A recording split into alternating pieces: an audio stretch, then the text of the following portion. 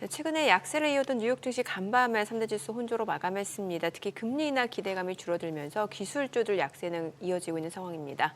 네, 뉴욕 증시 상황과 함께 기술주들에 대해서 한번 짚어보겠습니다. 메리츠 증권 황수욱 연구원 모셨습니다. 어서 오세요. 어서 오세요. 안녕하세요. 예. 자, 우리 지금 이른바 서학개미라고 우리가 부르는 미국 증시 투자하시는 분들 어지간하면 다 미국 기술주 쪽으로 쏠려 있지 않습니까? 네. 근데 지금 이게 작년 한 해 진짜 미국 증시를 견인해 왔고 기술주 한 7개, 8개가. 근데 지금 또 이렇게 현재는 또 제일 또 약한 쪽이 또 기술주예요. 그 배경이 뭐라고 보십니까? 그 부분에 대해서는 조금 저는 짚어볼 몇 가지 부분을 좀 네, 팩트를 네. 짚어볼 필요가 있다는 네. 생각, 그리고 그 원인에 대해서도 이어서 말씀드리겠지만 네. 먼저 말씀드리고 싶은 거는 저희가 이제 기술주 다들 이제 서학개미라고 하시는 분들이 네. 기술주들을 다 보고 계시고, 그래서 대표 기술주들은 뭐 소위 말하는 M7 거기에 더해서 이제 배트맨이라고 하는 브로드콤까지 해서 까지. 8종목을 또 많이 보고 계신데, 걔네들이 12월 이후에 고점 대비해서 한 10% 정도씩 많게는 이렇게 좀 10% 이상씩 빠지는 그런 종목들이 있어서 네. 기술주가 많이 좀 종목단에서 좀 빠지는 거 아니냐 이렇게 좀 보실 수도 있는데, S&P 500 지수 기준으로 전고점이었던 12월 초, 그리고 그때를 이제 대비했을 때 예. S&P 500의 1월 10일까지 수익률을 비교를 해보면 S&P 500이 마이너스 3.4%였고요. 예. 나스닥이 마이너스 0.4%였습니다. 기술주가 오히려 덜 빠졌다라는 그러네요. 거죠. 네. 그리고 러셀 2000이 오히려 이제 마이너스 10% 정도 됐었거든요. 지금의 이제 그 주가의 조정을 유발하는 요인들은 예. 결국에는 지난 10월 FMC부터 촉발된 어떤 금리 인하 기대 조정, 거기서 유발한 어떤 장기 금리의 상승이 지금의 주식시장의 이제 핵심 조정 요인으로 작용을 하고 있는데, 결국엔 이제 금리에 민감한 주식들을 중심으로 해서 주가가 조정될 수밖에 없고, 거기에 이제 민감한 애들은 어떤 이제 펀더멘털 측면에서 결국에 이자 비용이 누가 더 전체 이익에서 차지하는 비중, 이자 비용이 누가 크냐. 네. 빅테크들은 상대적으로 현금 여력이 있기 때문에 그래요. 이자 네. 비용에 대한 민감도가 크지 않고요.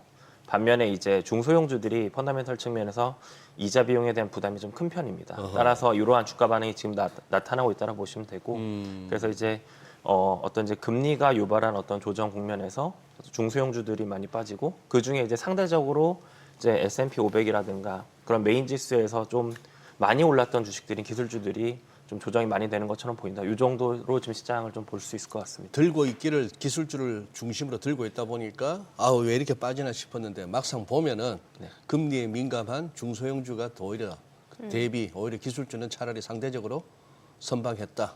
이렇게도 볼 수 있다 이 말씀이네요. 예, 맞습니다. 네. 그 금리 말씀 주셨으니까 지금 10년물 미국 국채 수익률이 한 4.79까지 올라온 상황이란 말이죠. 그리고 연준 올해 금리 인하 횟수가 뭐 한 번 정도로 2번에서 1번으로 또 축소가 됐단 말이죠. 그 배경에 대해서 좀 짚어봐야 될 것 같아요. 그러니까 12월 FMC에서 그러니까 그 기대 조정의 출발은 12월 FMC였는데 12월 FMC에서 연준이 점도표로 올해 인하 그 기준을 한 2회 정도 이제 인하하겠다라고 맞아요. 제시를 했던 바가 있어서 거기서부터 기대 조정이 시작을 했고, 네. 이제 금리라는 것이 그러니까 중앙은행 기준금리의 결정이라는 것이 미국은 듀얼 맨데이트라 그래서 완전 고용과 물가 안정인데, 네. 그러니까 물가가 결국엔 또 경기와 또 연결이 되어 있고, 지금 미국 경기가 좋은 상황에서 경기가 좋으니까 물가가 좋은 거다, 이런 식의 인식인 거거든요. 그 관련한 지표들을 확인을 했던 게 또 1월 초에 주요 경제 지표들이었고요.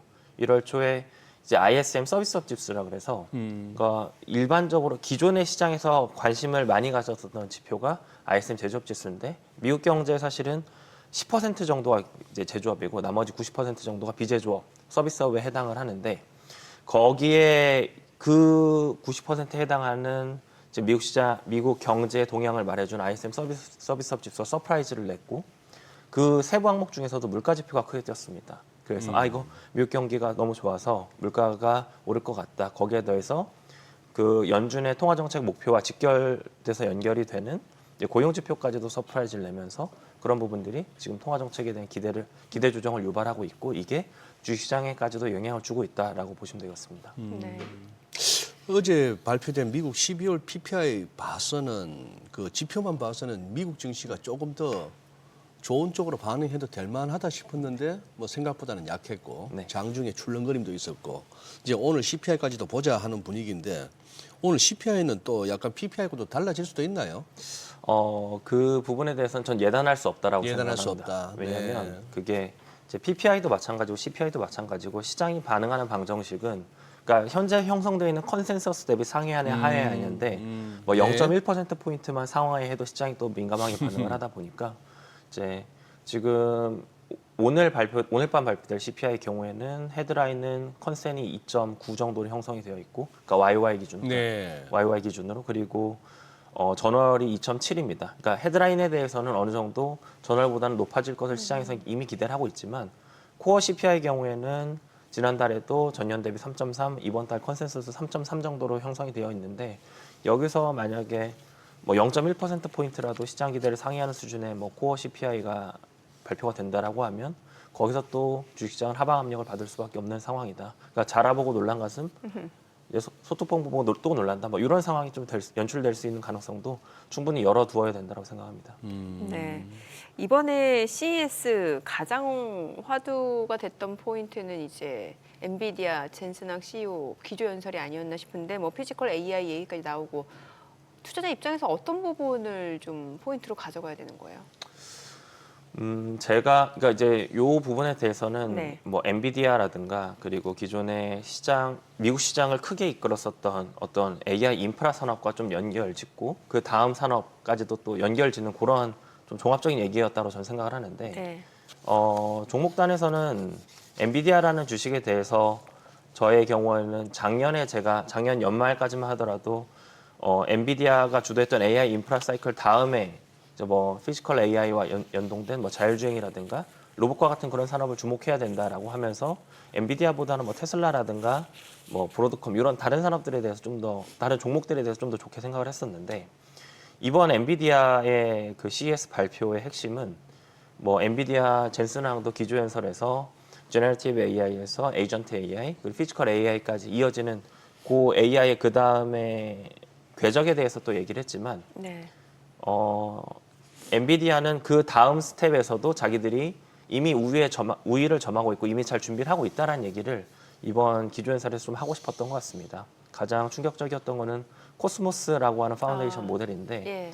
걔가 이제 그 기존의 뭐 AI 인프라, 엔비디아가 원래 잘하고 있던 AI 반도체 칩뿐만 아니라 그 다음에 자율주행이라든가 로봇 산업에서도 걔네들을 학습시킬 수 있는 학습 어떤 뭐 AI 모델이다라는 거고 이제 그 산업까지 넘어가서도 자기네들이 헤게모니를 갖고 갈 수 있는 능력이 충분하다 이런 얘기를 좀 내포하고 있다라고 생각을 했습니다. 그래서 네네. 뭐 작년에 주가 반응만 보더라도 엔비디아의 주가가 작년에 170% 이상 올랐는데 상반기에 150%, 하반기에 한 9%밖에 못 올랐어요. 이게 상반기까지는 2023년부터 이어졌었던 AI 인프라와 관련된 뭐 AI 데이터 센터와 관련된 그러한 주가 모멘텀이 이어졌었더라고 하면 하반기부터는 그 다음 스텝에 대해서 시장을 좀 더 주목을 했고 오히려 테슬라 같은 주가가 작년 하반기에 100% 이상 오르면서 엔비디아보다 퍼포먼스가 좋았거든요. 네. 그래서 거기서 어떤 스텝의 이동에 그러니까 시장의 관심이 AI 인프라에서 그다음 뭐 AI의 사용과 관련한 본격적인 어떤 UCG와 관련한 그런 얘기들에 대해서 시장이 이제 주목을 하는 거 아니냐, 시장의 페이지도 넘어가는 거 아니냐 이런 생각을 했었는데 그런 과정에서도 엔비디아에 대한 관심을 늦추기는 좀 어려운 상황이 됐다 이렇게 해석을 했습니다. 저는 미국의 그 주요 대기업 기술주 기업들의 CEO 중에서 젠슨 황을 그동안 이렇게 평가하기를 야 주가 띄우는 데는 단연 막 이렇게 상품 개발 측면, 제품 개발 측면에서나 그리고 저 퍼포먼스 보세요, 저 쇼잉 보세요, 대단하잖아요. 저는 뭐 옛날에 그 스티브 잡스보다 낫다고 보는데 지금 이번에 CES 2025에서도 진짜 내놓을 수 있는 거는 다 내놓았는데 뭐라고 할까? 이제 시장이 감동을 안 받는다 할까? 이게 왜 더 못 가나 싶을 정도로. 네. 결국은 뭐 비쌌어라고밖에는 안 보이는데 뭐 내놓은 거는 많잖아요. 네. 우리가 그냥 단순한 칩 제조 회사가 아니다 이제. 까지도 얘기를 했으면 여기서 한번 또 붕 한번 떠줘야 되는데 엔비디아가 못 간단 말이에요. 그 부분에 대한 제 생각은 그 엔비디아 기조연설하고 나서 네. 그 직후에 엔비디아는 다시 시가총액 그날 프리장에서 엔비디아는 시가총액 1위 탈환을 하고 잠시 1위 했죠. 네. 그리고 150불까지 넘어서 신고가 경신을 하기도 했었는데 7일 날 맞아요. 네. 그 이후에 주가가 부러진 게 제가 이제 앞서 말씀드렸던 ISM 서비스업 지수 서프라이즈가 나오면서 네. 전반적인 조정이 나오면서 거기서 같이 엔비디아도 좀 같이. 빠진 경향이 있습니다. 그래서 뭔가 지금 엔비디아 주가가 눌려 있는 것은 어떤 엔비디아 개별 종목에 대한 이슈라기보다는 시장 이슈가 좀 더 크다라고 생각을 하고 있습니다. 네. 시장 이슈라고 하면은 이제 뭔가 트럼프 당선인 취임식이라든지 미 국채 수익률 급등 현상 이런 걸 전반적으로 말씀 주시는 거죠. 맞습니다. 네. 예. 전반, 그러면 예. 그래. 그럼 AI 이제 작년까지만 하더라도 이제 하드웨어 쪽이 수익률이 굉장히 좋았는데 이제 소프트웨어 봐야 된다는 건데 여기서도 그러면 엔비디아가 좀 우위를 점하고 있다 이런 평가가 가능한 건가요? 그 이번에 나왔던 그 예. 코스모스 AI를 예. 필두로 해서 그런 평가가 좀 가능하다라고 생각을 합니다. 그러니까 걔가 갖고 있는 장점이라고 한다면 기존의 다른 그런 비슷한 것을 좀 추구하는 그런 모델들, 예를 들면 그 가상의 공간에 그 3D 공간을 구현하는, 그래서 동영상 뭐 생성하는 앱도 어플리케이션도 네. 마찬가지겠고, 그러한 것들을 하는 역할을 하는 모델들 중에 거의 유일하게 이제 물리 법칙을 이해를 해서 그 물리 법칙에 따른 동영상을 구현할 수 있는 게 지금 코스모스라든가 이제 엔비디아가 갖고 있는 기술력이기 때문에 거기서 좀 차별화가 이미 좀 나타나고 있는 게 아니냐, 이렇게 좀 해석을 합니다. 네. 예. 저기는 지금 아까 브로드컴까지 포함해서 배트맨이라고 하셨잖아요. 네. 이제 배트맨이라는 용어가 이제 소개되고 이제 여기저기 방송에서 이제 다뤄지고 그때 이후로 현재까지는 배트맨은 오히려 그 공개된 이후로는 지금 조금 더 낮은 레벨이고, 우리 황영훈님 보시기에는 금년에도 배트맨은 우리가 뭐 미국 그 많은 종목들 기업들 다 알 수는 없다, 그냥 잘 아는 기업으로 투자하는 게 맞다고 보십니까? 저도 이제 배트맨이라고 하는 이 미국의 대형 기술주를 중심으로 미국 시장을 계속 이제 봐야 된다라는 의견을 가지고 있는데, 네. 그렇게 보는 이유가 지금 결국에는 뭐 트럼프 당선에 따른 뭐 다른 이제 뭐 다른 섹터에 대한 기대감이라든가 네. 이런 부분들도 충분히 있지만 2017년을 돌이켜 봐도 그때가 이제 트럼프 1기였는데 그때만 돌이켜 봐도 이 섹터별 수익률을 비교해 보면 IT 섹터가 가장 좋았고요. 뭐 다른 이제 트럼프가 그 당시에 드라이브를 걸었던 다른 산업들도 주가 수익률이 좀 괜찮긴 했지만 1등은 결국은 기술주였습니다. 그때도 뭐 트럼프의 어떤 이제 트럼프의 어떤 정책 모멘텀보다는 시장 자생적으로 이제 잘 가고 있던 어떤 산업의 이제 성장이 오히려 좀 더 아웃퍼폼했다라고 보시면 될 것 같고, 지금은 오히려 AI 산업은 여전히 바이든 행정부에서 밀어줬고 트럼프 행정부도 그걸 계승해서 이제 첨단 기술 산업에 대해서 여전히 이제 밀어줄 환경인데, 거기에 더해서 시장 자생적인 이제 주도력이 있는 것도 결국엔 AI입니다. 따라서 이 AI라고 하는 주도 성장 산업을 이제 중심으로 봐야 되는 상황이다라는 점은 이제 여전하다라고 생각을 하고요. 그럼 거기서 어떤 종목들을 봐야겠느냐? 네. 앞서 말씀드렸던 어떤 산업의 이제 흐름, AI 인프라에서 AI 사용으로 넘어가는 뭐 AI 소프트웨어, 로봇, 자율주행 이쪽으로 넘어가는 그 스텝을 잘 따라가는 게 중요한데, 거기서 이제 기술력을 갖고 있는 것도 결국엔 그 방금 말씀드렸던 배트맨이라고 하는, 그리고 기존의 M7이라고 하는 그 기업들이 중심을 잡고 있고, 걔네들을 중심으로 해서 이제 추가적인 뭐 알파를 낼 수 있는 투자 기회들을 계속 모색해 나가는 게 이제 시장을 바라보는 저희 생각입니다. 테슬라 좀 여쭤볼게요. 지금 모델 Y 주니퍼 이게 지금 사전 주문, 첫날 사전 주문 보니까 굉장히 반응이 뜨겁고 특히 중국에서 반응 굉장히 좋다고 하고, 뭐 그동안 주요 기술주들이 좀 지지부진할 때 오히려 테슬라는 또 $400 밑으로 떨어지면 또 매수세가 유입되고 좀 이런 양상이거든요. 어떻게 보세요, 개인적으로? 제가 이제 작년 11월 연간 네. 전망을 작성을 할 때 테슬라도 저희의 이제 추천 종목에 이제 네. 담고 있었고, 테슬라도 네. 개인적으로 계속 긍정적으로 보고 있고요. 올해 좀 중요하게 봐야 될 종목 중 하나다, 이 정도로 계속 보고 있습니다. 아, 그래요. 네. 그럼 아직 안 갖고 계신 분들은 혹시 가격 전략도 좀 세워주실 수 있을까요? 가격 전략이라기보다는 테슬라는 계속 이제 주가가 그러니까 시장이 네. 이제 뭐 지금 국면도 전 마찬가지라 보는데 이런 이제 금리 텐트럼에 따른 어떤 시장 조정이 나오게 됐을 때 결국엔 그러한 가격 조정을 매수 기회로 삼아야 되는데 이런 이제 매수 기회가 나타났을 때 어떤 종목들을 담아야 되느냐라고 했을 때 뭐 테슬라와 뭐 엔비디아 같은 이런 종목들을 중심으로 해서 기술주 중심으로 이제 계속 비중 확대하는 전략이 지금은 좀 오래 시장을 좀 길게 봤을 때 유효하다라고 보고 있습니다. 뭐 틱톡 미국 지사 지분 인수설 이거 그냥 단순히 설이에요 이제. 그거에 대해서 그래 이제 뉴스 플로우들이 네. 이제 계속 나오고 있는데 저도 네네. 이제 뉴스를 보는 거에 대해서 저도 똑같이 보고 있는 거기 네. 때문에 네, 이제 그게 뭐 아니다 말다 이런 얘기들 계속 있는 것 같습니다. 그에 대해서는.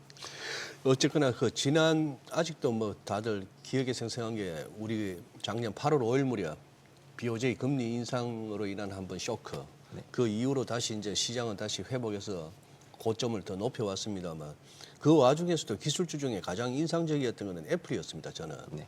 다른 것들은 등락을 갖다가 거듭하면서 올라오고 했는데 얘는 별로 안 빠지면서 그냥 우 올라와 버렸거든요. 근데 이제 12월 26일 날 고점 찍고 260불 찍었네요. 그러고 나서 지금 233불까지. 그 이후로는 다른 애들은 또 이렇게 왔다 갔다 하면서 내려오는데 얘는 또 원웨이로 또 빠졌고 요즘 좀 이렇게 보면 또 애플 많이 씹잖아요. 여기저기서. 너 뭐 혁신이 뭐 있니? 아이폰 이후에 이런 식이에요. 그래도 시총 1인데 애플 쪽은 어떻게 보시죠? 저는 이제 애플이 갖고 있었다라는 그런 지금 이 AI 씬에서의 헤게모니는 네. 결국엔 이제 B2C 쪽에서 B2C? 예, 그 AI 그러니까 이제 개인화 AI의 개인화되는 예, AI 예. PC라든가 네.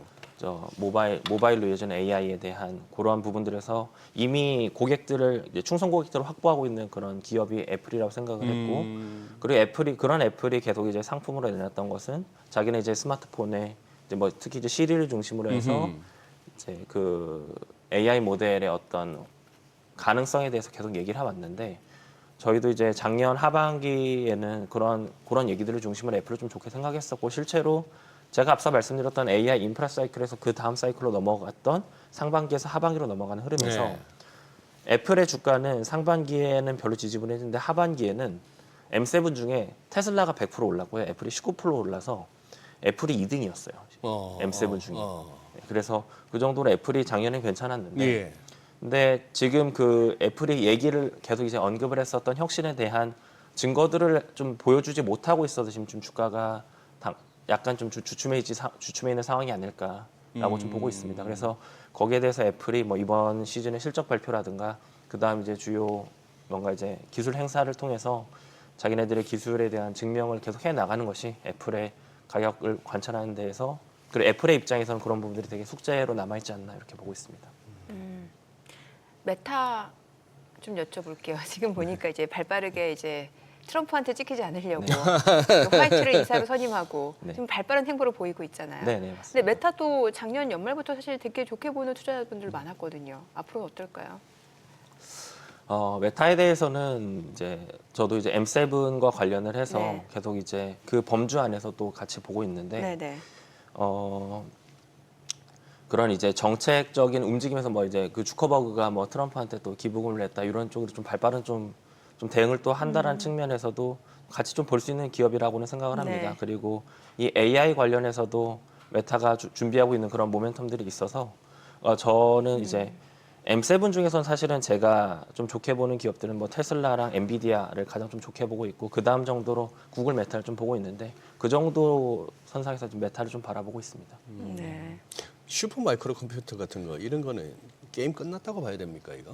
완전히 뭐 뚝 부러지고 나서 힘을 못 쓰네요. 작년에 이제 연간 수익률로 슈퍼마이크로 컴퓨팅이 S&P 500 종목 중에 이제 꼴찌이긴 했습니다. 근데 이제 그게 뭔가 이제 재무 이슈도 있었고 그런 이제 네.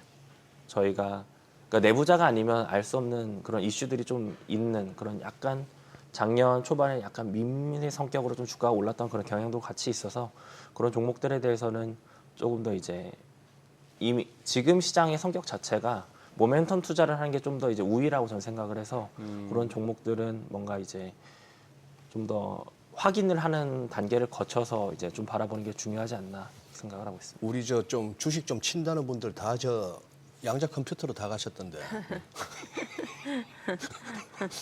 지금 또 제일 핫하고. 맞습니다.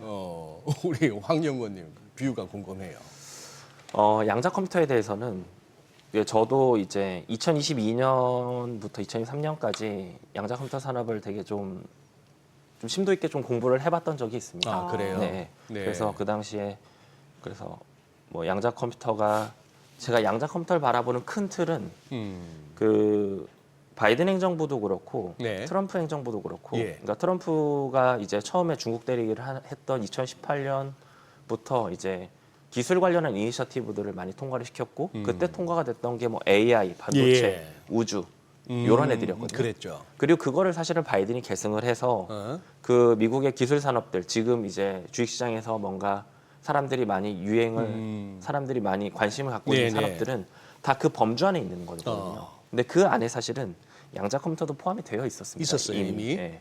그때부터 미국은 국가 주도적으로 양자 컴퓨터 산업을 육성하고자 했고 이제 뭐 NSF라는 기관을 중심으로 해서 양자 컴퓨터 산업에서 또 이제 R&D 예산을 배분을 하고 이제 계속 이제 개발의 속도를 내려고 노력을 했었던 건데 저도 이제 그런 산업들의 결국에는 주식시장에서 바라보는 관점은 이 기업이 결국 돈을 벌 수 있느냐, 지금 당장 돈을 벌고 있느냐, 돈을 버는 속도가 얼마나 빠르게 빨라질 수 있느냐, 뭐 상용화가 될 수 있느냐 없느냐, 뭐 이런 부분들이 이제 사실은 주식시장 참여자 입장에서는 중요한데 네. 이제 양자 컴퓨터 산업은 결국에는 저는 큰 그림에서는 예. 네. 이런 뭐 AI나 반도체나 이런 산업들처럼 결국에는 이제 되는 산업 중에 하나가 충분히 될 수 있는 산업이 충분히 가능하다 이렇게 좀 보고는 있습니다. 그런데 그게 이제 가격적인 측면에서 뭐 작년 10월부터 해서 12월까지 좀 빠르게 올라간 부분이 예, 있어서 예. 그 부분에서 그 구간에서 지금이라도 양자 컴퓨터 따라갈까요라고 이제 물어봐주시는 고객들께는 잘 모르겠습니다. 이런 식으로 좀 말씀을 드리긴 했는데 예. 그래서 예. 어떤 그 산업이 가고 있는 타임라인 대비 가격이 반영하고 있는 이러한 부분들의 괴리가 있는지 없는지를 체크를 해야 되는 것 같고 지금 제가 그 당시에 스터디했을 때도 그러고 최근에 뭐 젠슨왕이라든가 주커버그가 양자 컴퓨터 산업에 대해서 뭐 논평한 부분도 있지만 한 2030년 정도가 양자 컴퓨터 산업에서 얘기를 하고 있는 어떤 그 산업의 어떤 본격적인 개화 시점 정도인 것 같아요. 근데 그게 이제 약간 평균적인 숫자인 것 같은데 예. 뭐 어떤 과학자는 그보다 더 빨리 될 수 있다, 어떤 과학자는 그보다 더 늦게 된다 이런 얘기들이 나오고는 있기는 한데 어찌됐든 그게 이제 지금 당장 그 사람들이 기대하는 것보다는 좀 더 타임라인이 있다는 점을 좀 같이 고려를 해서 이제 주식시장 참여자들은 좀 그런 종목들에 접근을 하는 게 필요하지 않나. 혹시 양자 관련 국내에 관심 가질 만한 종목이 있습니까? 그 부분에 대해서는 제가 좀 저도 좀 봐야 될 것 같습니다. 봐야 될 것 같다. 네. 오늘 내용 잘 들었습니다. 그래요. 고맙습니다. 고맙습니다. 예, 감사합니다.